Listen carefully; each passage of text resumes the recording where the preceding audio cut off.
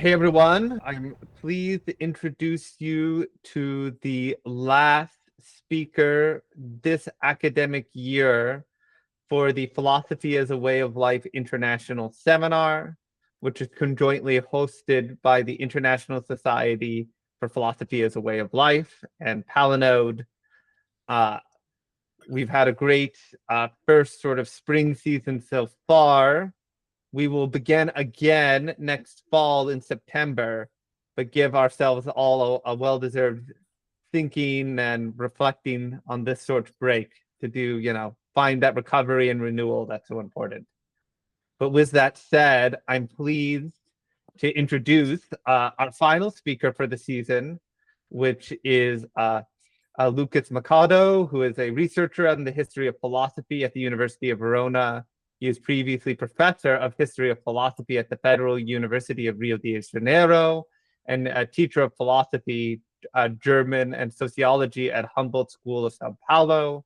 He is the former director of the Latin American Network of Intercultural Philosophy, a fellow and one of the scientific secretaries of the International Society for Philosophy as a Way of Life, and one of the main translators of the work of Byung-Chul Han into Brazilian Portuguese. And just to add, for his work for the developing philosophy as a way of life field, he's been active, enthusiastic, and been one of the real people we've leaned on to get events like this and other activities out into the world. And it's also, I'll just say personally, exciting to be working with him on expanding the intercultural dimensions of philosophy as a way of life, as I think that's important.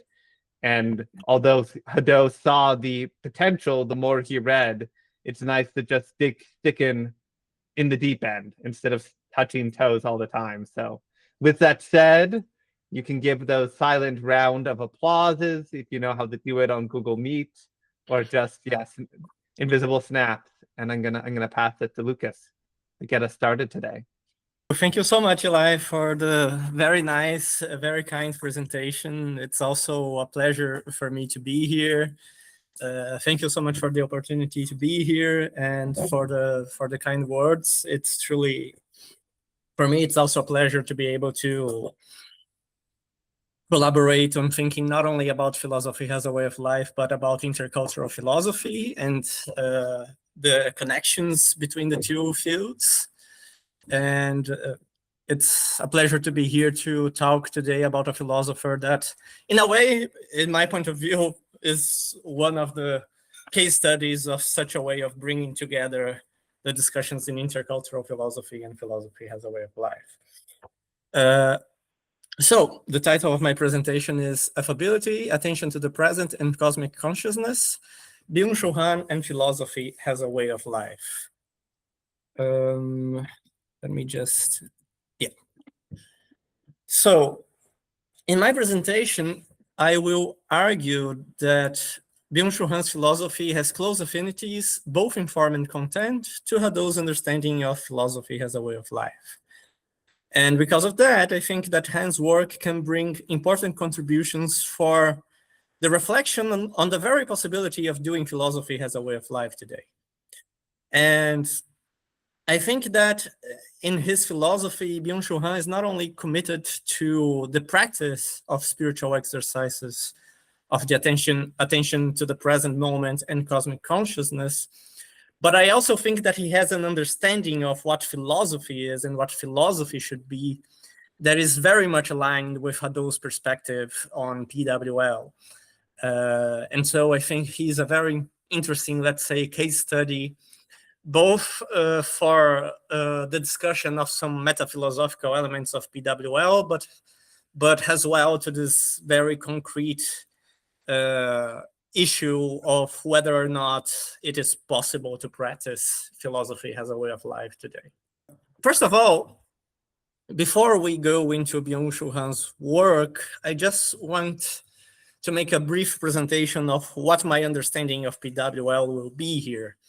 That is, of course, based on this paper I wrote on the very notion of wisdom and in philosophy as a way of life, and how it entails a different understanding of what knowledge is.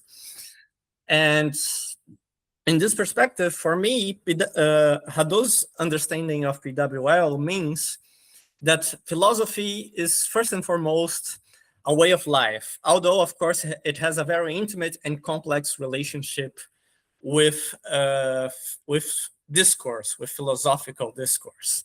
To say just that philosophy is a way of life is not to say that philosophical discourse is completely irrelevant to it, has something that is supposed to be merely theoretical and not really something that would apply to someone's life. That's not what's being said. But rather, what's being said is that discourse is to be understood as a part of the philosophical way of life and has been meaningful to philosophy only insofar as it's connected to this way of life. And so this would translate itself in terms of understanding philosophical discourse itself as a spiritual exercise. Hence, not as something that has only a theoretical purpose, but the main purpose of a philosophical discourse is to bring about transformation, self-transformation. It's not conceptual completeness. It's not theoretical accuracy or even conceptual consistency. It's first and foremost about transforming the way one experiences themselves and experiences the world, which is not to say that what is more important here is just something that is not cognitive. That's not the way I would read that. I would say that the way to understand that is that philosophy demands a different kind of cognition, a cognition for which philosophical discourse can be useful and even necessary, but it's not sufficient. It has to bring you beyond a discursive dimension to a different kind of knowledge, of way of experiencing the world, which is why I would say Elder Telos has a very fascinating paper in this book organized by Marta,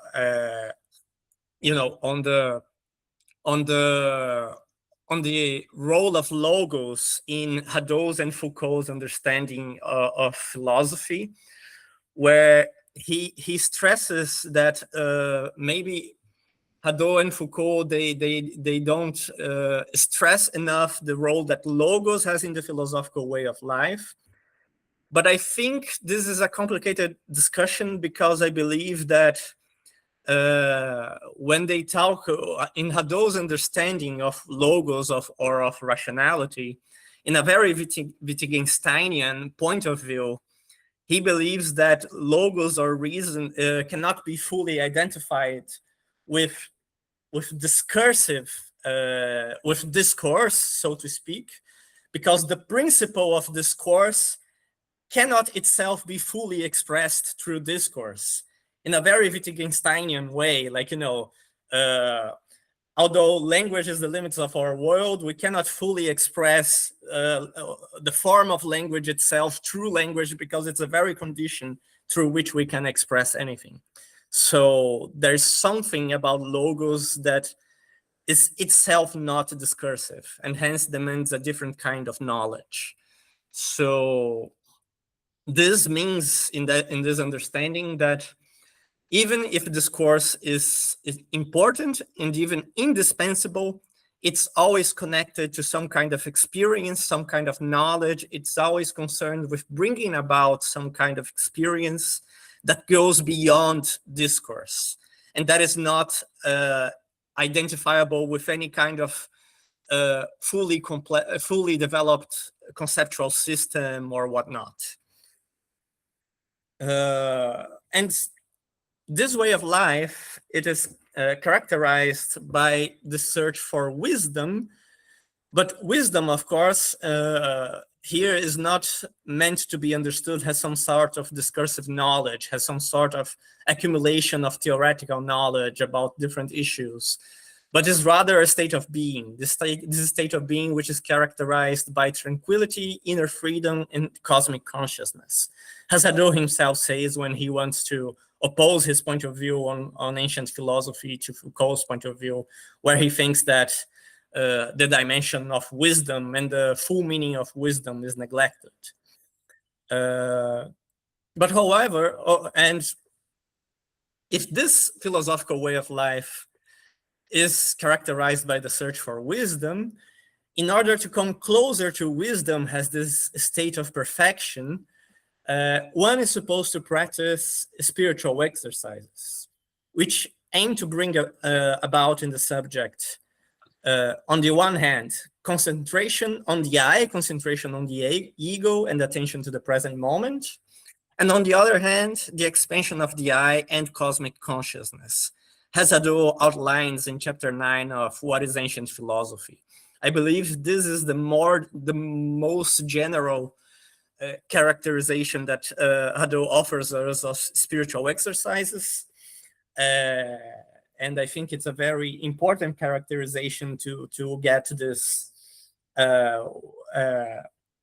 broader view of PWL in general, in the sense that he thinks that although different schools have different exercises and develop different philosophical discourses in order to practice those spiritual exercises, the aims of those exercises, what they are supposed to bring about, are fundamentally similar and can be fleshed out into those two different but complementary aims, which are attention to the present and cosmic consciousness.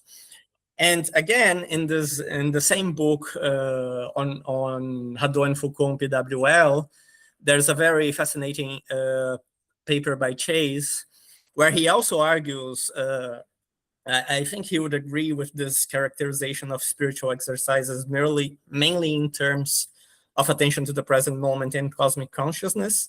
But he believes there's a sort of hierarchy between those two exercises, in the sense that the exercises of attention to the present moment, of concentration on the I, they are meant as a preparation in order to be able to reach cosmic consciousness as a further development of those exercises. And I don't exactly agree with that. I don't think you can really find this hierarchy in Hadot. I would say they are mostly seen as complementary exercises, and in a way, maybe ultimately they are even inseparable from one another.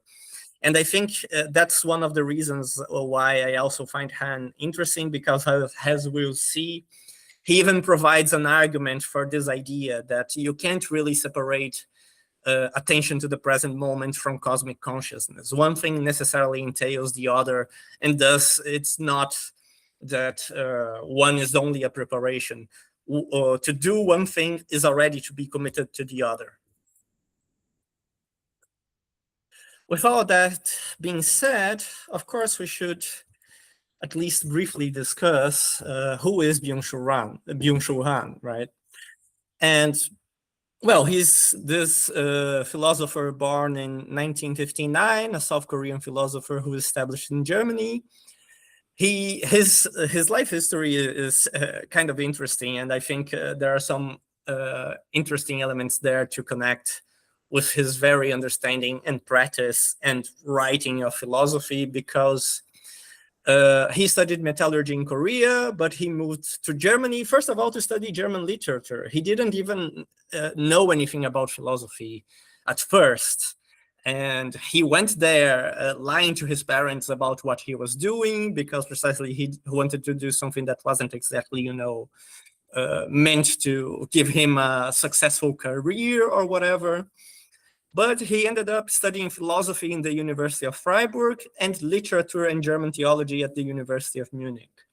And he was professor for many years of philosophy and cultural studies at the University of Arts in Berlin. I've heard that he's not a professor there anymore. I'm not entirely sure why, but it seems that recently he has left this position. And his most famous book is, of course, Burnout Society, which is a book where he presents a critique of our society as an achievement society, which is characterized by an excess of positivity, meaning that in our society, the subject believes that the only way for himself or herself to be accomplished, to realize themselves as subjects, to be truly free, is to perform, to have the biggest achievement possible, so to speak, in the sense that this kind of subject believes that they are only free when they are constantly in activity, producing, working, doing something that is meant to allow them to achieve their objectives and satisfy their desires and so on. And they should always be doing that because there's nothing else to life other than this process of self-affirmation through my activity, through the way I make my will concrete in the world. But the result of this way of being in the world, so to speak, according to her, is that the subject who thinks that he must be constantly active, constantly doing something in order to affirm himself, in the end, he does not feel satisfied. He feels exhausted. He exhausts all his energies in this process of constant activity. And this is why he also develops the kinds of pathologies that are typical of our society today, such as burnout, precisely, depression, and so on, because this subject believes he has to be constantly doing something to affirm himself, and ultimately this brings him to this position of collapsing, of internal collapse, where they don't have energy anymore to do that, and rather than being truly free, this subject explores himself through this idea that there's nothing else that gives meaning to his life than his self-affirmation through his work.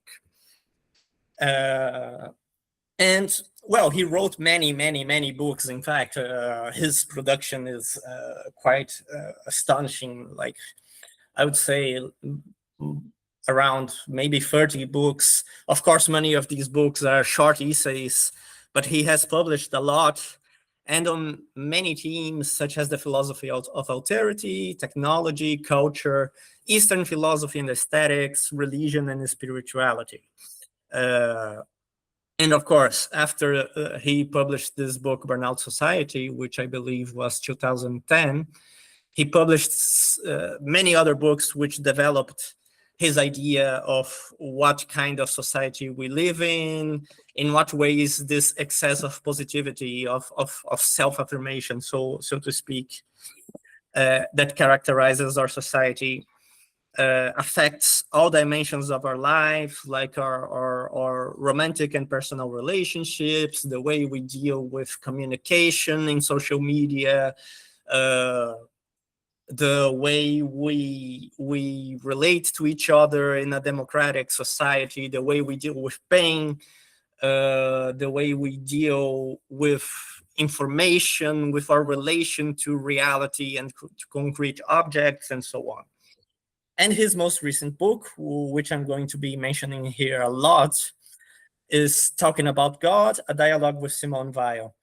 And for me, it was very amusing because I published recently a paper precisely on this theme. The title of the paper is precisely the title of this presentation. And I published it a few months before this last book was published, before it came out. And after I saw it, I wasn't sure if I was, happy because this book seemed to confirm everything I was saying in my paper, or if I was sad because I couldn't use the book in my paper itself. I couldn't quote the book as a way to argue in favor of this connection between Han and PWL. But I think from all of Han's books, this is the one that condensates more perfectly his ideas that I believe that are intimately connected with PWL. So, of course, in order then to get to the discussion on how Han connects to PWL, I believe we can see this first and foremost through the concept that he develops throughout his works of Freundlichkeit, affability. Of course, Freundlichkeit has a German term, and although he's South Korean, he writes all his works in German. Is a difficult term to translate. One could translate as friendship, one could translate maybe as something as cordiality as well. But I believe affability, for me at least, is a term that captures most of the ideas that Han connects with this concept. And he develops his concept as a way of presenting a way of living and a form of existence that is radically opposed to our way of being in the world when it's characterized by the logic of capitalism. And this way of being in the world, he calls the economic existence. And when he talks about economic existence, he reminds us of the etymology of the word economy, this whole thing about how it comes from the Greek oikos, which means house, and nomos, which means maintenance. So the economy is the maintenance of the house. And here we have to understand this idea in a philosophical way, in the sense of understanding house has this place where the ego finds himself with himself in all that belongs to him, in the sense of what constitutes the ego's identity, and hence those things which has part of the ego's identity, he tries to preserve at any costs. So the economic existence is the sort of existence which is concerned first and foremost with self-preservation, with preservation of my identity as a subject, with preservation of my existence in the world. And in order to live in this way, this kind of subject makes everything around him revolve around himself, precisely, as if this subject was the center of the world, and everything that is out there in the world has only meaning insofar as it is useful for his purpose of self-preservation and self-affirmation, of of the subject's persistency in his existence as an individual with a definite identity. When Han talks about affability, on the other hand, has this counterpart to the economic existence, he's thinking precisely in many ways about what would be just the opposite way of living, a way that is not self-centered, but is centered on the other, that is open to the other, and is not concerned with self-preservation, but rather with embracing the other as the other is, even and precisely when that entails a radical process of self-transformation and self-renunciation. And this concept of affability is a concept that he develops across many of his works, particularly in works such as Philosophy of Zen Buddhism, Hegel and Power, an essay on affability, and more recently on Vita Contemplativa and Talking About God. And what we want to argue here is that that the main traits of this concept of affability, the kind of states of consciousness Han connects this concept with as a way of being in the world, they coincide very astonishingly with the kind of states of consciousness that spiritual exercises in PWL are meant to bring. Namely, according to our reading, attention to the present moment and cosmic consciousness. So it's really fascinating for me how across many of Hans' works, and even when his philosophical vocabulary changes drastically, I'll also talk a little bit about that, because I believe when Han writes The Burnout Society, the usage he makes of some philosophical concepts and his use of a certain vocabulary changes dramatically. But even throughout these changes, he keeps conceiving affability still in a way that is always described in terms of being fully present, of being fully aware, of being connected to a reality bigger than yourself and being part of something bigger, and not really identifying yourself only with your individual self, but rather with something that goes beyond yourself, with something that connects you with the other. So even if he makes use of different philosophical vocabularies in different parts of his work, ultimately, those ideas of attention to the present and cosmic consciousness are always there, even if they are formulated differently.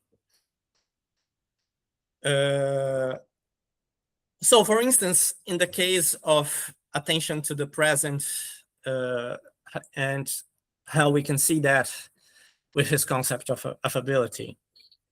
Of course, there are many quotes I could bring here which discuss that, so I try to bring some of the quotes where this is the most clear. And one of them comes from the philosophy of Zen Buddhism, where Han says, when he's talking, he's talking about how the Zen understands the relationship between life and death, and how one should not be concerned with trying to survive at all costs and avoiding death at all costs. And in this context, he says, one lives entirely before the separation between life and death. One dies entirely before the separation between life and death. One must not look beyond life in order to entirely become the other of death. And then he quotes, I think that's Basho, not entirely sure, or Dogen, it's like the winter and the spring. We don't think that the winter becomes the spring, and we don't say that the spring becomes the summer. This spiritual stance is the correlate of a singular experience of time. We linger entirely in the present. This fulfilled, serene present is not dispersed in before and after. It does not look beyond itself. Rather, it sustains itself. So, you hear this very clear idea that in this perspective of Zen Buddhism, in this understanding of Zen Buddhism of how one should live and how one should understand themselves and the world, this idea that one should fully live in the present, because there's nothing that transcends the world, that transcends things such as they are here and now, that we ought to achieve. In a way, the philosophy of Zen Buddhism is really a defense also of radical immanence, in the sense that he says that Zen Buddhism is a world religion in a very particular sense, in the sense that it's a world-affirming religion. And so we don't have to find any kind of transcendence, neither in space nor time, let's put it right, but rather we have to live entirely on the world such as it is, such as we experience it right now, with no further concerns, just experience things as such. And of course, although this idea of attention to the present moment appears in many of Hans' works, they very often come formulated, so to speak, in a complex philosophical vocabulary, such as can be seen here. So it's not always entirely clear that this idea of attention to the present is being emphasized so strongly. But this is why I find this book talking about God very fascinating, because I think it's there where he most explicitly says that not only attention to the present is a necessary condition, so to speak, for this spiritual realization, for this spiritual way of being in the world, but in a way, it's a sufficient condition. All it takes is to focus in the present moment in order to experience true happiness. And that he says in a very interesting moment in this book, because the book is, the full title of the book is talking about God, a dialogue with Simone Weil. And this is one of the very few passages in the book where he actually disagrees with Weil in something. And then he says, contrary to what Weil thinks, the true source of joy is not the past that flashes in an instant. It's the instant itself. When we inhabit the present moment without glancing, we are taken by pure joy. We do not owe this joy to the future or the past. The future is concern. The instant is joy. When we are absorbed in the moment without looking back or forward, we experience eternity, which is pure joy. So for me, this passage is very fascinating in terms of its connection with PWL and with my reading of PWL, because I do think that you can find in Hadot this idea that attention is the main concern of spiritual exercises. Spiritual exercises are first and foremost exercises of attention, and exercises that are meant to bring full attention, to allow the subject to immerse themselves in a state of complete attention and awareness. And this is why I think that those two different types of spiritual exercises, they are complementary, because the only way one can be fully aware is if they are fully aware of themselves and what they experience in the present moment, but also fully aware of their connection to everything else that they experience at that moment. So you can only be fully aware if you are fully aware of yourself and of your connection to the other.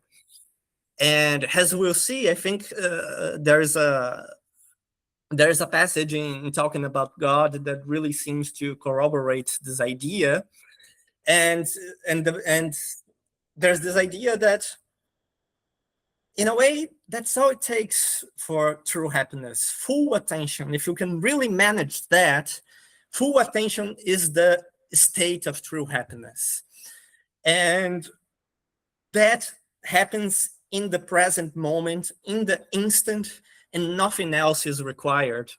And I think there's a fascinating connection here from this passage with a passage of chapter 9 of What is Ancient Philosophy, where Hadot is precisely discussing those kinds of spiritual exercises, and he is discussing the exercises of the concentration on the eye. And then he brings this quote from Epicurean philosopher who says that a small circle is not less of a circle than a bigger circle, meaning that happiness is something complete in itself, no matter how long it lasts.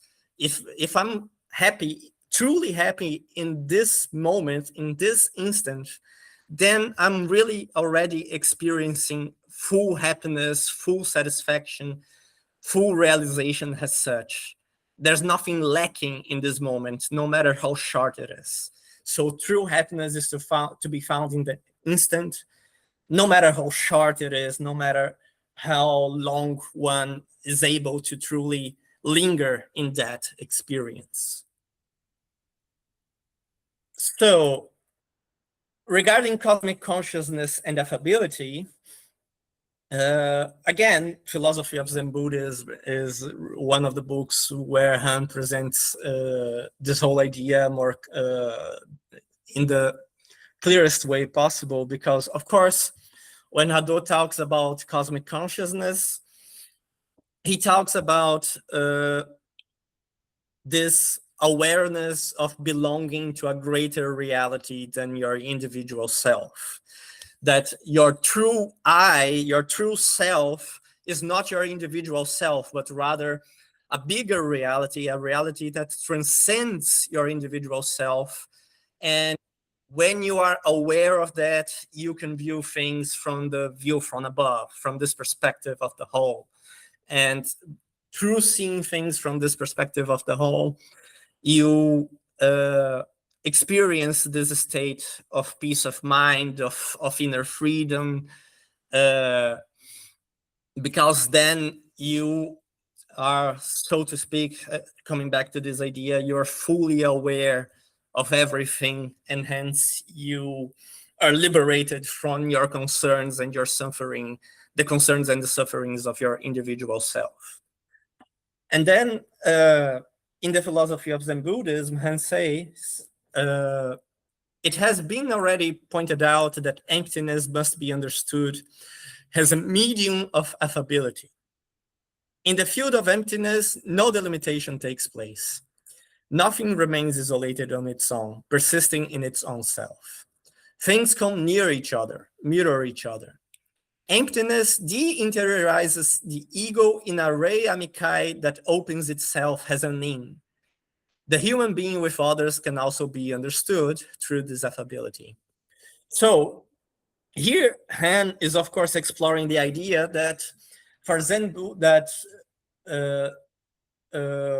Zen has its main idea, it has its core idea, so to speak, the negation of the ego, a radical negation of the self.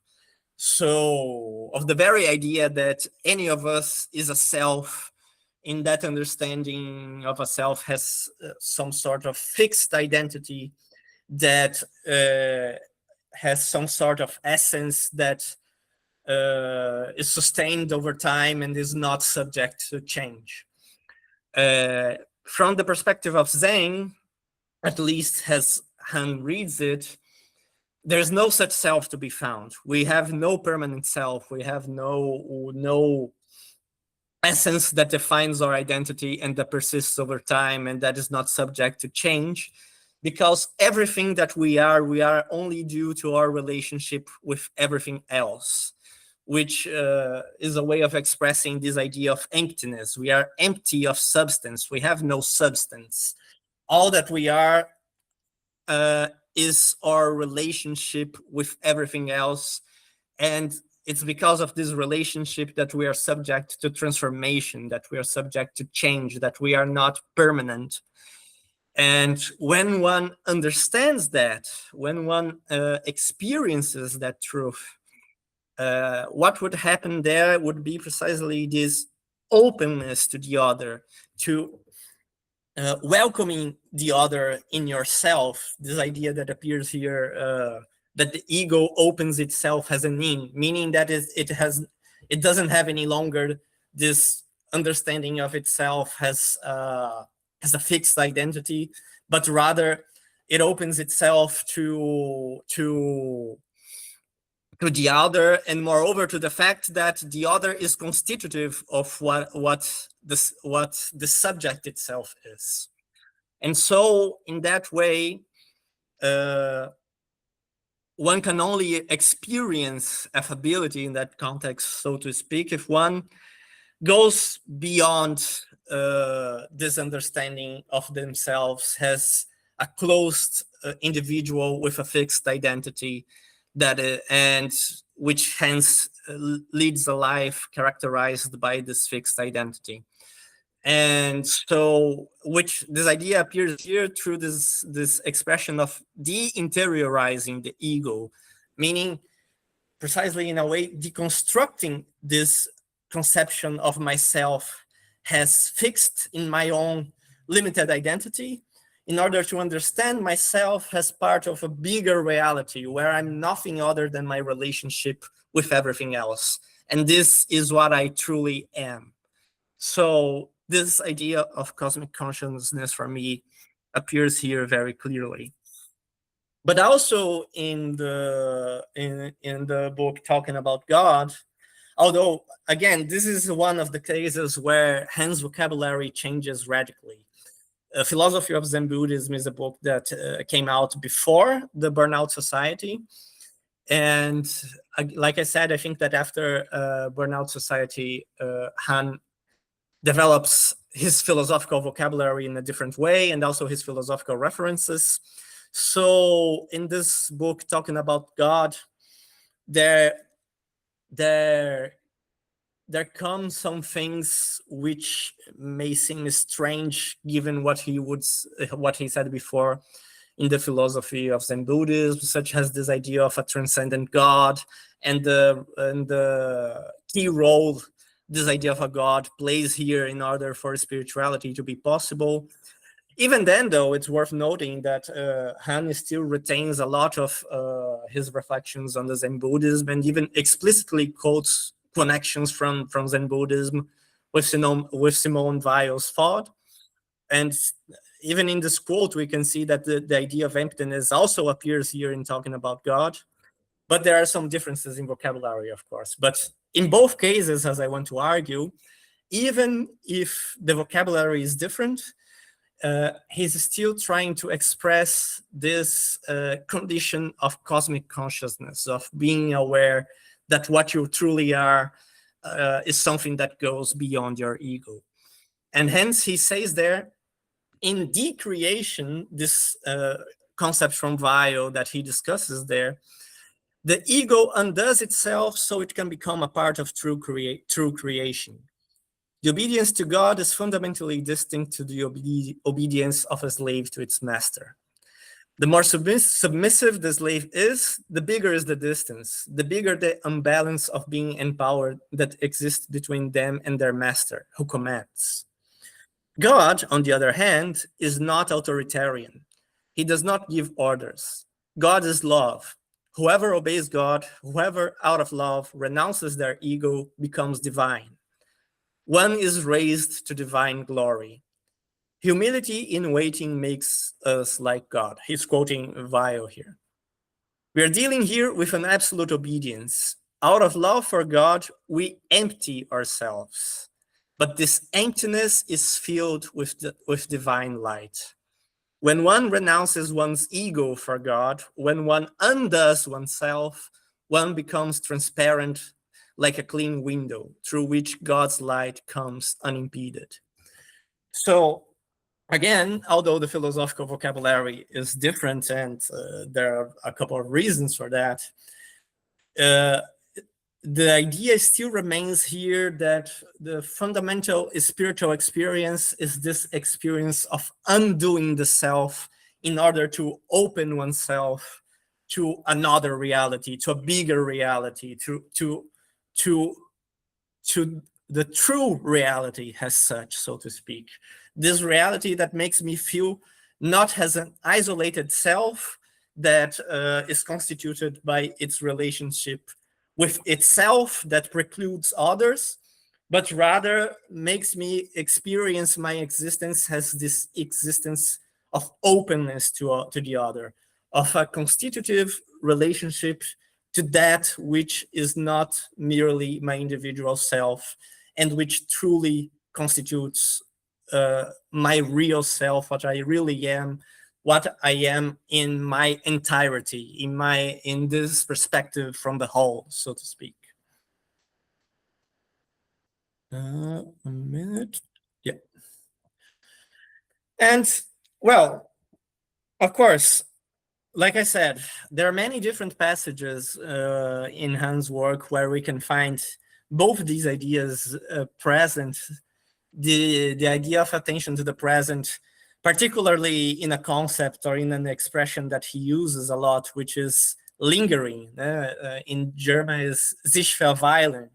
The importance he attributes to lingering, to experiencing things in the present moment, not concerned with their utility, not concerned with what will be of them in the future and in what way they will be useful for me to achieve my own goals, but rather simply experiencing things as such right now in this intensity of experience that cannot be quantified.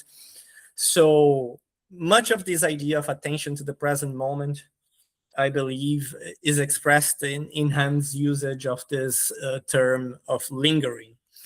And in terms of cosmic consciousness, of course, very often when he talks about affability, this idea comes of being fundamentally connected to the other and experiencing my own existence as something that can only be fully realized in its relationship to something else, and hence in its relationship to something that makes me go beyond myself, beyond what I am merely as an individual, as a closed individual. But other elements, I think, are present in Hans' thought that allows us to make interesting connections with PWL. Particularly the emphasis he gives to attention and its connection to spirituality. And there's even a quote from him that I forgot to bring here, but where he says explicitly, attention is a spirituality, in this very book in talking about God. He says attention is a spirituality. And this seems to be very much aligned with this idea that spiritual exercises are first and foremost exercises of attention, exercises that are meant to transform the kind of attention we have of ourselves and of the world and of our connection to the world. But also, very interestingly, he has this quote in talking about God where he draws this connection between, I would say, attention to the present and cosmic consciousness that makes both things absolutely inseparable, which for me is fascinating because it seems very much aligned with this perspective I was presenting in the beginning of my talk, according to which there is no relation of priority between attention to the present moment and cosmic consciousness. Both things are equally necessary and ultimately cannot be separated from one another. And there is this passage in talking about God which really seems to corroborate this idea, where Hans says, what is more fascinating is that he's quoting Weil, but he's endorsing that. And this quote from Weil says, with attention in its plenitude, one can only think about God. Conversely, one can only think about God with attention in its plenitude. The supreme ecstasy is attention in its plenitude, which I think is very much aligned with Hadot's idea of what the connection between those spiritual exercises are, because, like I said, Michael Chase says in this paper that he thinks there's a relationship of priority between those exercises, in the sense that the exercises of attention to the present moment, they are merely preliminary exercises, so one can then practice the exercises of cosmic consciousness, because the exercise of attention to the present moment is meant to be attention to my concerns as a self, to my desires, to my personal interests, and so on. And hence is something that is very limited, is very attached to my individuality. But I don't really think that's what Hadot is thinking about, or that's what those ancient philosophical schools are talking about when they talk about attention to the present, because precisely it's less about conceiving things from an individual perspective and more about being fully aware of that which I'm living right now. So think about Stoicism for instance, because when Hadot talks about the attention to the present moment there, he's not talking about how Stoics think, I don't know, that you should really be thinking about what are your personal desires right now or whatever, but to rather focus on this idea that according to Stoicism, one should focus on the only thing that we can control, which is the intention through which we act. And so this is, in a way, is a very impersonal way of focusing on the present moment, because it's not about, oh, what do I desire right now, but about thinking what is the best possible, or what is the best possible intention with which I could act right now. And this is not really thinking about fulfilling my personal interests or conceiving myself in a individual way, but rather it's precisely about thinking, how can I be entirely aware as an individual of my experience right now without this meaning that I'm focusing on my desires, which precisely would actually make me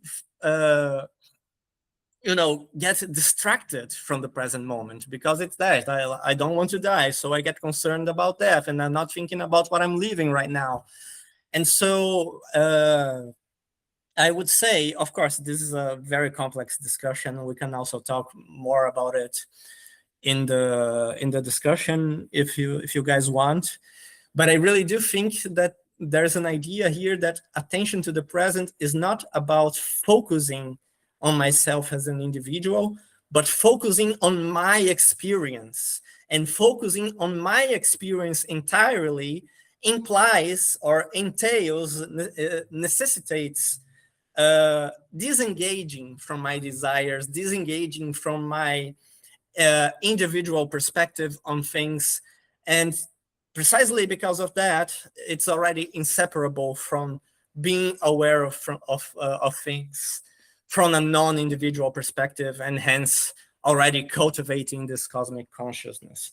And I think this is formulated very nicely in this quote from Simone Weil, because it's this idea that if you are fully aware, to be fully aware, truly fully aware in the present moment, to have full attention, you cannot focus on anything other than God, understood precisely as this connection with a bigger reality, or this belonging to a bigger reality.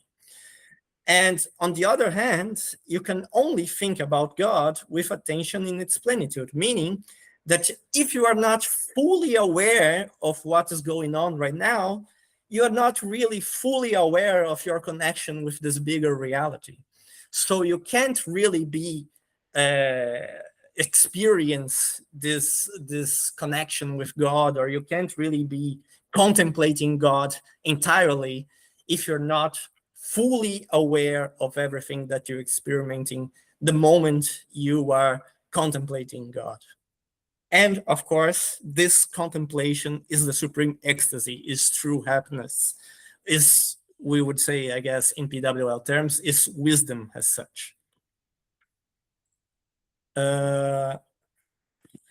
But beyond these aspects, which we could connect, let's say, to the content of Byung-Chul Han's philosophy, I think his metaphilosophical understanding of philosophy is very close to the PWL understanding of philosophy.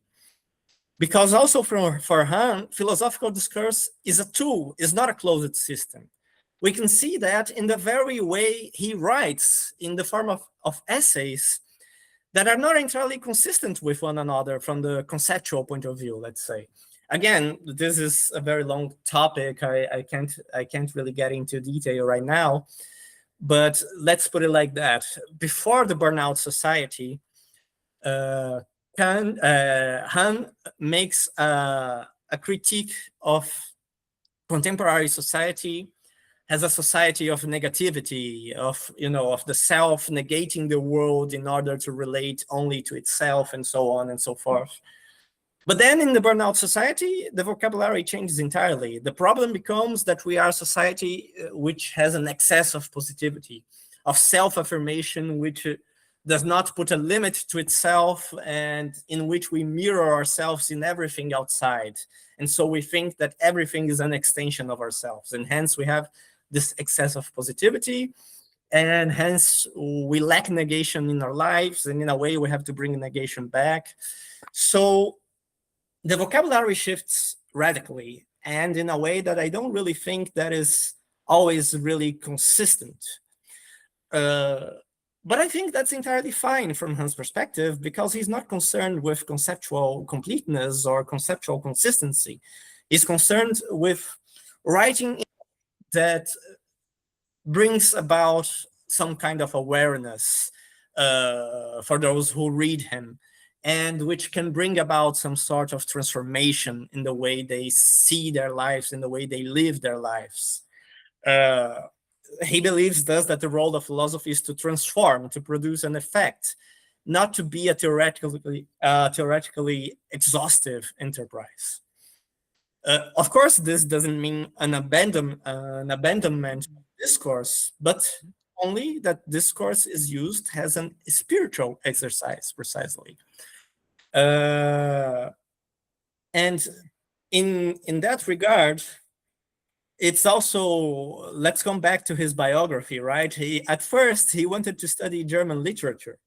He probably, if I'm not mistaken, he even says explicitly that somewhere. I might be mistaken, but he has a very close connection with literature. And some of the authors he quotes the most in his books, they're not philosophers. They are writers such as Peter Handke. Peter Handke, which is a very important reference for Han. And so in many ways, I think that Han writes philosophy as he would like to write literature. He sees philosophy also as a kind of literature. And I know my time is coming to an end, but I would like to show this very short clip from this conference that Han gave in Portugal, I think last year or 2024, I'm not entirely sure. But there's a passage where he's talking precisely about his understanding of himself and his understanding of philosophy, which is very interesting and very illuminating. I'm sorry that I'll have to do something a little bit bizarre here, because he talks in German. There are Spanish subtitles to the video, and I'll put the English automatic subtitles so it's easier to understand. It's kind of messy, but it's a very short passage, so I think it should be fine. Predige. Und heute hören Sie keinen philosophischen Vortrag, sondern Sie hören heute eine Predigt. Ja? Und ich wünsche mir eine Orgelmusik, ja, von Bach. Also obwohl ich letztlich noch kein Mensch, sondern ein Philosoph geworden bin, fühle ich im Großen und Ganzen doch ein Mönches Leben. Ja? Man kann kein anderes Leben fühlen, wenn meine Freundin Steinway heißt und wenn ich nur noch von Blumen umgeben bin. Da ist nur ein Mönches Leben möglich. Und ich denke, ich bin,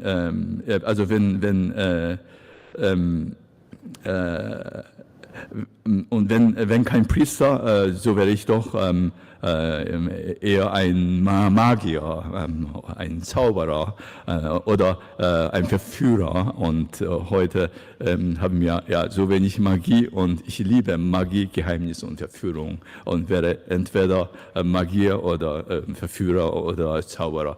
Und Walter Benjamin, Theodor Adorno bezeichnete seinen besten Freund Walter Benjamin als ein Magier mit hohem Zylinderhut und Zauberstock. Und wie schön wäre es, wenn ich die Welt mit meinem Zauberstock in eine bessere Welt verwandeln könnte. Ich denke, dass der Philosoph letztlich ein Magier, ja ein Verführer ist. Im Platons Dialog wird Sokrates mit dem Satyr Marosias verglichen. Marosias verführt mit seinem Flötenspiel. Ja. Und Platons Schüler, also in dem Dialogsymposion, Platons Schüler Alkibiades sagt zu Sokrates, Sokrates bezaubere und verführe die Menschen mit der Gewalt seiner Worte. Ja? Und schließlich ist Sokrates wegen seiner Verführungskunst zum Tode verurteilt worden. Und ich hatte mal Gelegenheit, eine Supercomputer, eine Artificial Intelligence, ich hatte Gelegenheit, mit der besten Artificial Intelligence zu kommunizieren. Und ich habe eine Frage gestellt, diese beste Artificial Intelligence, eine Frage gestellt. Philosophie ist eine Magie. Ja, und dann, nein, Philosophie ist keine Magie, sondern eine Wissenschaft. Das war die Antwort der besten Artificial Intelligence. Wie idiotisch ist diese? Ja, wie idiotisch. Ja? Also mit einer so komischen Stimme, ja, Philosophie ist keine Magie, sondern eine Wissenschaft, Science. Ja? Ein Idiot. Ja? So, what is Hans saying at this moment in which he's opening his talk? He's saying, well, I'm not going really to give a philosophy talk here, but I'm rather going to preach. And if I didn't become a philosopher, I would probably be a monk or a magician. I was really always fascinated with magic, and I would love to be a magician. And he says that Adorno says that his friend Walter Benjamin was like a magician, and that's what he would like to be. And then he quotes from Plato's Symposium when Alcibiades is talking about Socrates and how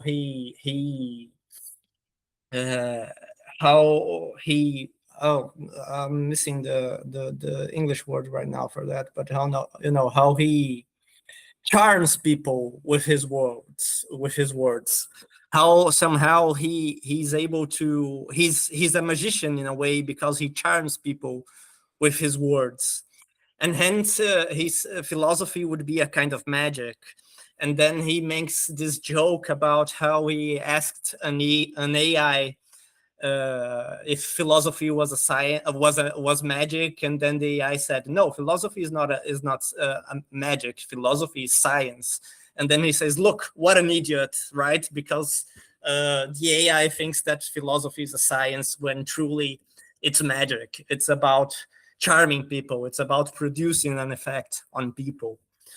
So it's fascinating how this is aligned, how this seems to me to be aligned with this metaphilosophical perspective of PWL, in the sense that philosophical discourse is first and foremost meant to produce an effect on people, to somehow, the word is escaping me right now, I'll find it later, but something like charming people, but in this way that magic does, in a sense that really produces in them an effect, and an effect that is transforming. And it's not only that is interesting, it's particularly interesting the example he chooses precisely in this moment to talk about, which is Socrates, which, as we know, is the paradigmatic example for Hadot of philosophy as a way of life. In a way, he can be seen even as the founder in this Greek context of this practice of philosophy as a way of life. And so, no, hold on. How do I get out of this right now? Okay, yeah. So I'm already coming to the end of my presentation. So with all this in mind, we can bring this question I talked about in the beginning. Is it possible to practice PWL today? And there's this fascinating passage from Plotinus or the Simplicity of Vision, where Hadot says, I'm going to paraphrase here because we have little time right now, but this idea that, in our present context, maybe we are not able to search for this experience that Plotinus is searching for the way he did, like retracting from the world of sensibility, retracting from multiplicity. And maybe we should search that in the lived and concrete existence. And it's fascinating how it seems to me that Hans' book, Philosophy of Zen Buddhism, in a way is attempting to do precisely that by connecting the experience of illumination in Zen Buddhism with this radical immanence in the world as such. But even beyond that, and as we can see from this book talking about God, when Han sees the dangers of a certain idea of immanence that can be transformed in a mechanism for rampant and limitless consumerism and self-affirmation, he changes his discourse. And then he brings back ideas of transcendence, of negativity, of limitation and such as he does in books such as Vita Contemplativa and talking about God, because he's still trying to make present for us this kind of experience of cosmic consciousness, we could say, and of full attention to the present moment.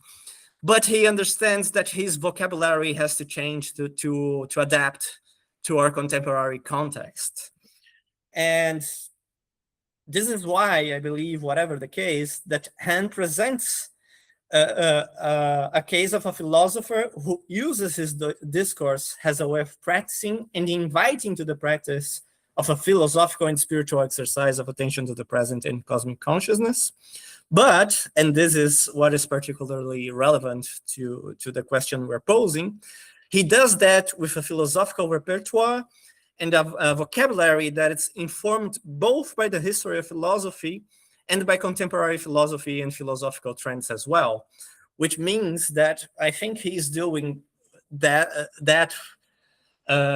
which Hadot talks about in the end of the book, What is Ancient Philosophy, where he talks about the need of updating philosophical, of conceiving of a philosophical discourse to practice the philosophical way of life today that is adjusted and adapted to our current historical moment. When he says, like, when we talk about practicing philosophy as a way of life today, we don't talk about becoming Epicureans or Stoics or whatever and just recovering their philosophical discourse as such, because the philosophical discourse they formulated was just a tool to practice a certain way of being in the world, a tool that might be outdated today. And hence we have to find our own ways and our own discourses adapted to our moment that allows us to allow us to practice this kind of way of being in the world. But of course, one could still ask just how effective Han's approach is. And well, I can only talk here really from personal experience, but as someone who has been studying Han for nearly 10 years now, I must say that I have had quite a lot of experience with people saying how transformative was for them to get to know Han's philosophy, to read his books. People who even said that they were in particularly difficult moments, like in the pandemic or whatever, and they came across one of Han's books, and this changed their outlook on what was going on. That changed their outlook on their own lives and what they were doing with their own lives. I've given a lot of courses to psychologists, mainly Jungian psychologists, interestingly enough, but who have repeatedly said how their contact with Han's philosophy changed their clinical practice and even was meaningful for their patients in the way they dealt with questions concerning death, for instance. And which is very interesting, this impact that Han's books seem to have seems to be something that happens with people of many distinct backgrounds, ages, and levels of familiarity with philosophy, including teenagers I had the opportunity to teach to in schools. And of course, there I'm talking in a very, introductory and didactic level. But I have seen students that were very impacted by this content, and this seemed to really help them have a different look on what they were looking for with their lives. And so, yeah, I believe that with all of that in mind, hence philosophy can be of interest not only for those who study academically PWL and has a case study of PWL in contemporary philosophy, which also contributes to metaphilosophical discussions, but also for those who want to find concrete ways of practicing PWL in a way that can be transformative to their lives today. So that's it. I know it was a lot and I went over my time. Sorry for that, but I hope you guys enjoyed it, and hopefully we can have a interesting discussion. Thank you. That was lovely. Thank you very, very much. And really good to know that it enables you to go into schools and bring philosophy into schools. I've been in an organization that basically philosophy is a way of life for the last 50 years. I've only just come across Han through an article in Kathleen Stock, article by Kathleen Stock, and it's just all of a piece. I mean, I find myself immediately responding to his affable being, as well as what he writes. When you talk about the relationship between consciousness in the present moment and cosmic consciousness, the thing that kind of strays through my mind is not, as you say, hierarchically arranged, but actually there's a kind of a heartbeat there. There's an in-go consciousness in the moment and an outgoing consciousness to the cosmic consciousness. Yeah. And unless you have that dynamic heartbeat just echoing the physical heart, then you just go in one direction.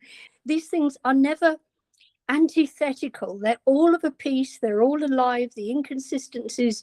It's great. Thank you very much. No, thank you so much, Fintri. And I agree entirely with you. And I think that's also very close to Hadot's own formulation of those exercises, has kind of a complementary movement of contraction and expansion. Yeah. I do think that also in this reading, we can see then has necessarily inseparable, has a kind of a physical movement. Like if you contract, it naturally expands kind of even physically in that sense. So, and there's a reason for that, because Hadot thinks that when you truly focus on yourself, then you see your true self, and seeing your true self is going beyond your individual self. Yeah.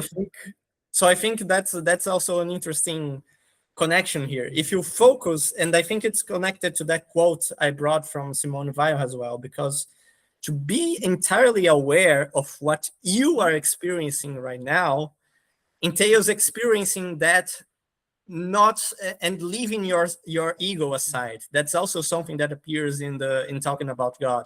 To be fully aware of what I'm experiencing is to be fully aware of what I'm experiencing and not myself, and hence going beyond myself. So clearly, I can really see how Han is a very inspirational figure and can really have this effect on people. I also found the video that you showed is very makes an impression. It's just fascinating how he talks, and his whole being is great. But what I also wonder about is Hadot. He puts a lot of emphasis on the practice of philosophy through spiritual exercises, which I think, in order even for us today, to have a sort of durable effect on us, is kind of indispensable. You kind of have to keep getting back at it. Otherwise you kind of lose it and go about living again normally, to put it that way. So I wonder, does Han also provide any sort of guidance as to practicing philosophy through exercise?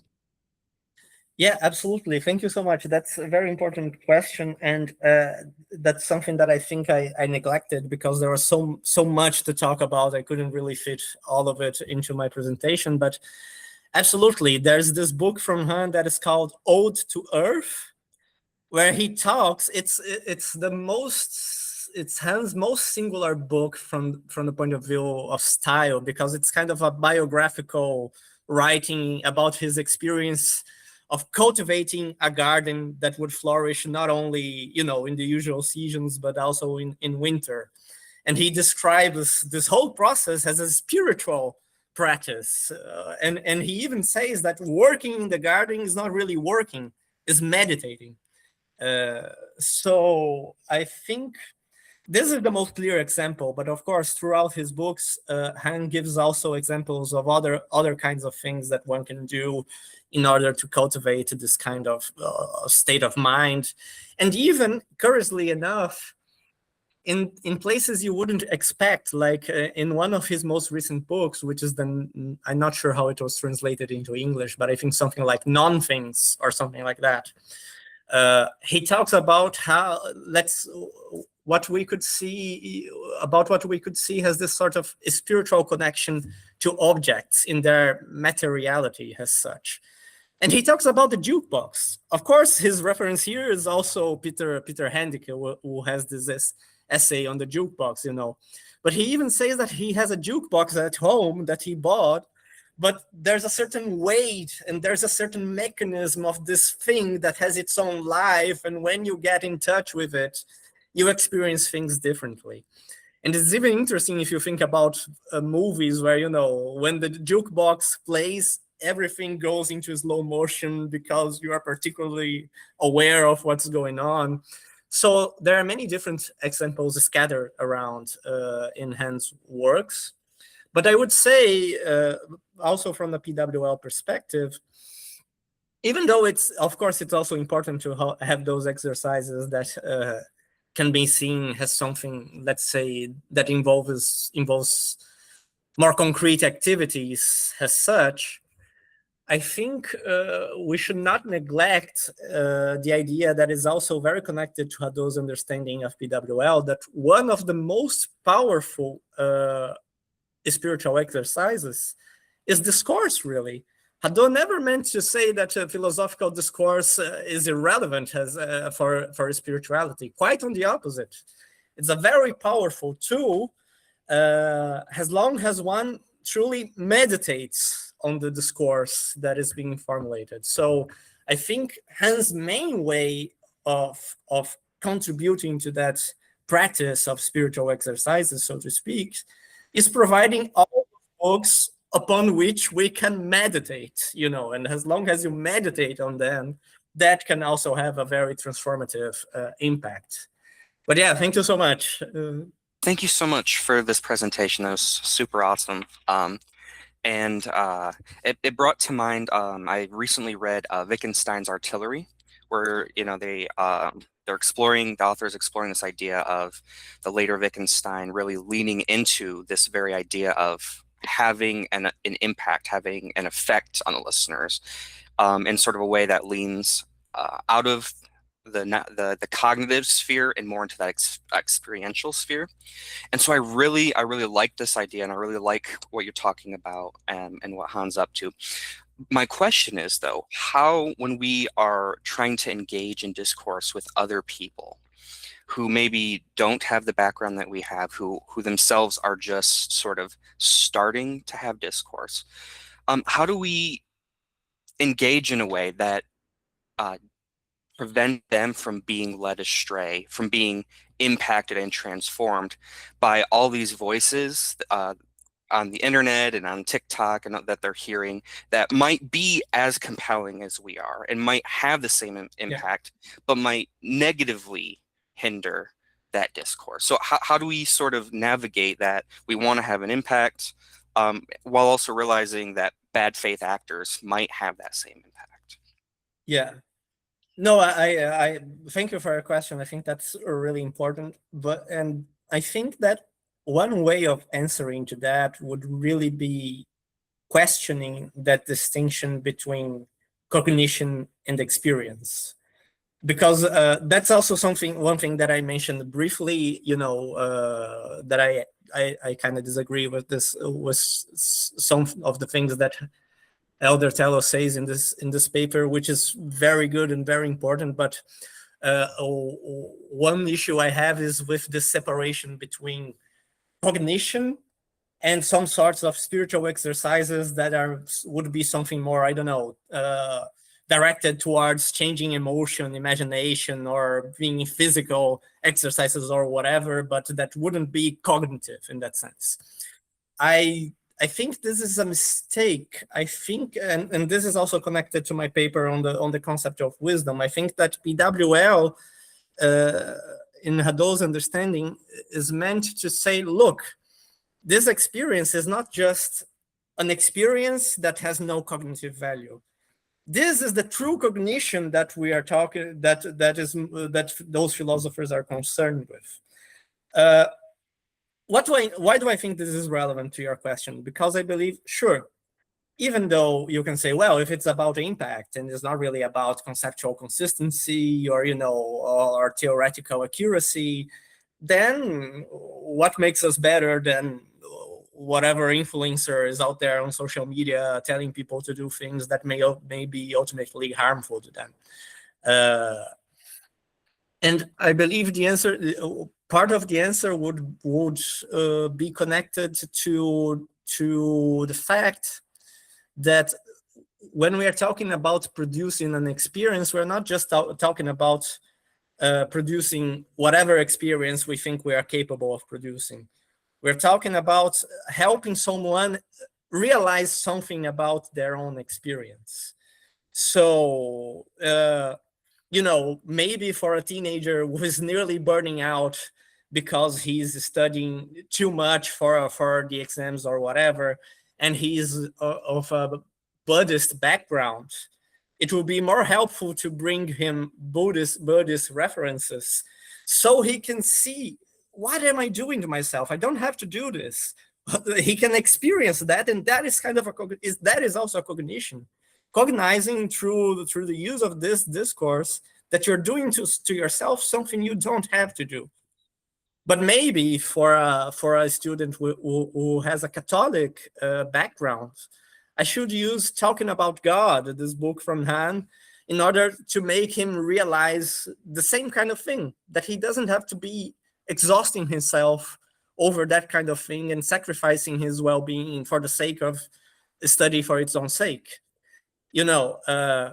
So, and this experience has a cognitive value that is not about the discourse I use, but it is about allowing the person to have this experience where they say, wow, I can be here and do nothing, and I'm fine, and I'm actually feeling better because of that. And this is a true experience. This is a cognition of the fact that you can be that way, and you can feel satisfied, rather than believing that you have to be constantly producing, and only that will make it possible for you to feel this way. So I think maybe there's an interesting distinction to be seen there. It's not that we're not concerned with knowledge. It's rather what kind of knowledge we are concerned. And some kinds of knowledge, they cannot be exhausted by the discourse we have, and it's pointless to try to present to everyone the same discourse so people will realize what you're doing. So I hope that made sense somehow. Yes, absolutely. And I like a lot of what you said. And if it just helps for context, so I've been thinking a lot lately about like the sort of corruption and use of Stoicism and sort of manosphere, red pill community, right? And it's like, okay, if I'm talking about Stoicism and this other person is talking about Stoicism, and like my 15-year-old nephew is hearing both of these voices, right? It's like, how are we going to, how do I navigate this, knowing that these counterfeit, these toxics are out there? So it's very, very complicated matter for sure, and I definitely appreciated your response. Thank you. Yeah, well, just to quickly respond to that as well, that also makes perfect sense. But I mean, and I think that's also an important thing to have in mind. Even if conceptual consistency or conceptual completeness isn't necessarily the objective, I don't think it's something to be to necessarily be avoided as if that was the enemy. We don't have, that has no use, that has no relevance. No, I think there are moments precisely where showing that, there's a theoretical understanding of what's going on there that is more precise than something other than is being presented, also has a spiritual role, also is important. Just saying, look, those people, what they are telling you isn't exactly what's going on here. And this has consequences to what you do with your life based on this understanding, which can be a conceptually shallow understanding. I don't think, and I think this is a really important point, to say that discourse is not the ultimate end here of this cognition is not to say that we can just set it aside and don't worry yourselves entirely with any kind of theoretical or logical or argumentative practice, so to speak. Quite on the contrary, I would say. I keep thinking about the Indian philosophical traditions, for which, of course, the main point was most of the time liberation from suffering, and so on. And they've developed these very complex, sophisticated, logical and argumentative systems in order to reach that. And they believed that that was a necessary condition in order to reach that. But it's not sufficient. No, I don't think any of them would say it's sufficient. So it's more about that. It's about understanding that even if we should try to practice this rigor, even if we should try to practice this conceptual acuity, there's also a limit to that. And ultimately, there's also always some kind of cognition we are trying to bring about, to make the other understand, that won't be exhausted by any conceptual tool we use. I'm going to make this really short and quick, but I can't promise that. I'm going to try though. So thanks for this talk. I love seeing how this work that you've been doing on Han has developed over the past few years. Big fan of the Burnout Society, big fan of doing nothing and like being cognitively aware that I'm doing nothing. It's like my favorite hobby. But I'm a little hung up on this claim that attention to the present moment is always simultaneous with cosmic consciousness. Like, superficially on the surface, I'm like, yeah, that makes complete sense. It's very stoic. Like, amor fati, loving your fate, is the same thing as loving the moment that you're in, because the present is eternity, or the present alone is our happiness. But I guess like on a deeper level, I'm really struggling with this notion that attention to the moment brings joy. And then like, hate to use cognitively because we've been talking about that for the past few minutes. But like, is there a cognitive difference between attention and cosmic consciousness?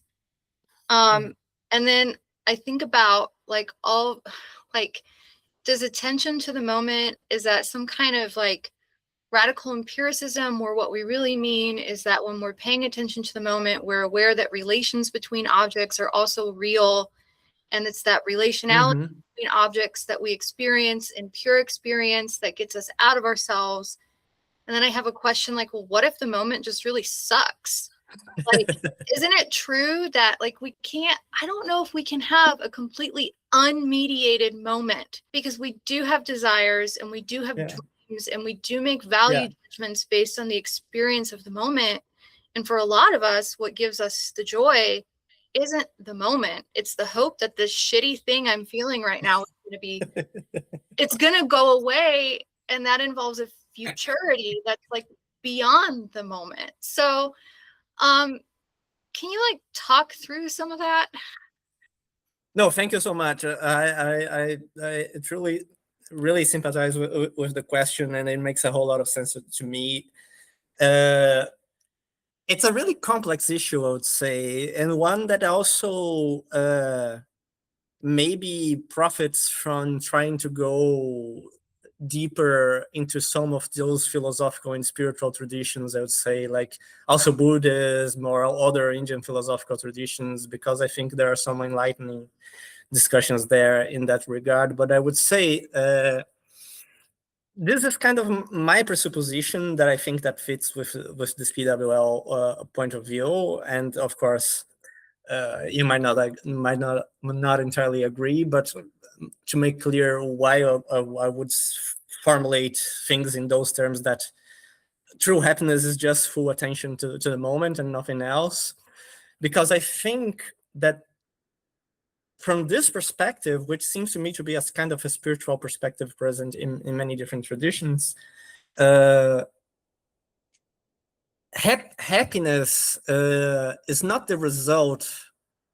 True happiness is not the result of attaining some sort of desire or something else, because attaining a desire is only a way of temporarily being able to be present. Because why are you happy when you achieve something you desire? Because that moment you manage to be fully there.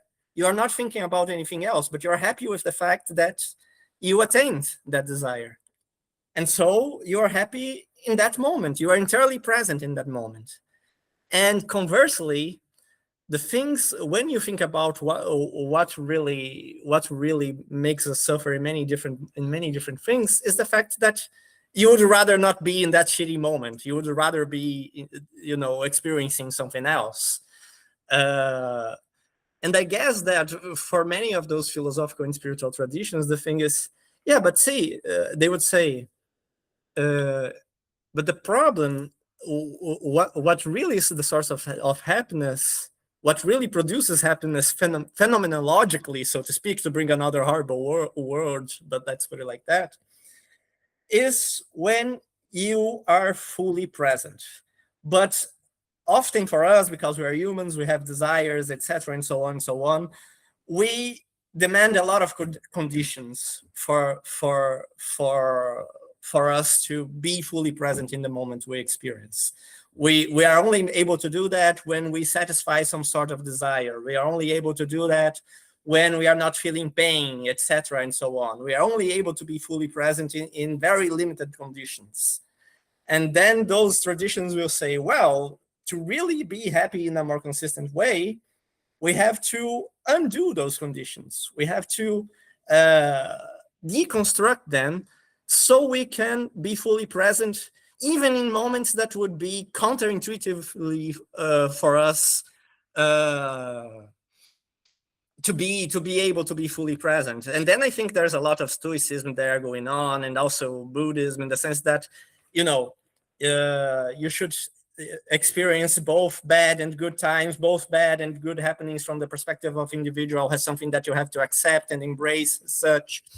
And you have this idea, which appears both in skepticism and in Buddhism of, the two arrows. Like, if you feel pain, that's an arrow. If you feel that feeling pain is something that should not happen and you should avoid that at any costs, then you have a second arrow that you're throwing the first arrow. So your judgment produces unnecessary suffering. And I would say even more from those perspectives, true suffering is the second arrow, not the first one. The first one in itself is not suffering. It might be pain, but pain does not equate to suffering. And I also think that makes sense if you don't think that Buddha, that Buddha, when he reached the enlightenment, that he was a super saiyan or whatever. Like, if someone pinched him, he wouldn't feel pain. I don't think it's reasonable to assume that. It's just that if he's completely liberated for suffering, it's not because his body does not feel pain anymore. It's because he has a different outlook on what all of that means. So, and then I think also on the matter, it's true, of course, that we are all human beings, we're finite. It's not like we're not going to have desires or whatever. It's not like we're not going to have moments where we just feel, no, this is shitty. I don't want to experience. I don't want to go through that. I want to experience something else. But I guess if you read things in that perspective, I would say, sure, but that's a limitation of our ability to be truly happy, and not a fault on the concept of happiness that we are proposing here in itself. It's true that we're not always able to be fully present, but true happiness always happens only when we are fully present. And it might be that we have a lot of limitations that don't allow us to do that very often. But the happiness that you have also when you fulfill desires is just the result of the fact that in that moment you are present. And the question is, how can I change myself? What can I do? What can I practice in order to be able to be fully present in situations that I wouldn't usually be able to, in situations that I never thought I'd be able to. How do you practice this ability, and how you expand that? So yeah, and look, just to conclude, I would say, it seems to me, I always use this formula because I think it's a line, it's kind of, in my head, it makes sense, at least, of what is this connection between attention to the full attention and perfection of being has wisdom, right? Because for ancient philosophy, if wisdom is the perfection of being, what connection this has with cultivating full attention? And I think that it is, well, our attention dictates our mode of presence. It's my attention that says in what way I'm present here. And it's so much, and that's so much true that when someone is distracted, we say, "Oh, you're not even here. You're somewhere else, right? You're not present." So attention is connected to presence, and presence is connected to being.